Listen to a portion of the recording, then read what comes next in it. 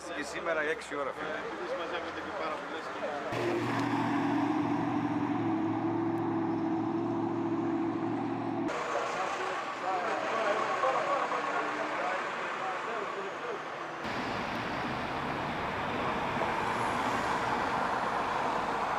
Βρισκόμαστε εδώ για να διαμαρτυρηθούμε για όλα αυτά που συμβαίνουν στην επικαιρότητα πάνω στα αγροτικά θέματα, όπως είναι η συμφωνία της Μερκοσούρ, όπως είναι προϊόντα διάφορα που έρχονται από την Ουκρανία και μας επηρεάζουν πάρα πολύ στα προϊόντα που έχουμε. Θα εισάγονται τα φρούτα και τα λαχανικά και όλα αυτά χωρίς να έχουν τα ίδια φυτοπροστατευτικά κριτήρια που έχουμε εμείς.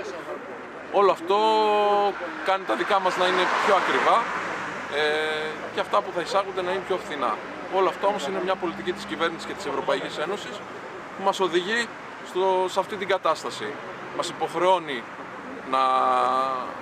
να χρησιμοποιούμε φυτοπροστατευτικά προϊόντα τα οποία είναι πανάκριβα εδώ πέρα, ενώ τα εισαγόμενα δεν τα ελέγχει κανείς και είναι αμφιβόλου ποιότητας για τον καταναλωτή.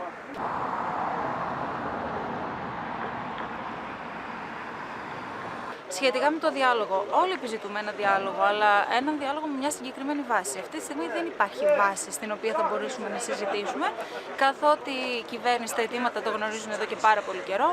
Δεν μπορούν να γίνουν εκπτώσεις στα αιτήματα, γιατί είναι εξίσου σημαντικά όλα. Η κυβέρνηση απαντά ότι να έχουμε δει ποια μπορούμε να κάνουμε, ποια δεν μπορούμε να κάνουμε. Βέβαια, αυτά που μπορούμε να κάνουμε είναι υπό εξέταση όλα, δηλαδή θα βρέξει, θα χιονίσει, θα κάνει καλό καιρό. Οπότε, ποια είναι η βάση στην οποία θα μπορούμε να συζητήσουμε?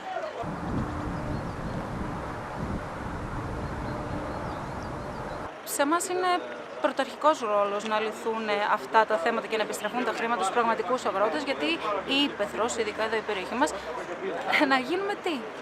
Να αφήσουν τα χωράφια τους οι άνθρωποι, να αλλάξουν επάγγελμα ξαφνικά στα 50 τους χρόνια.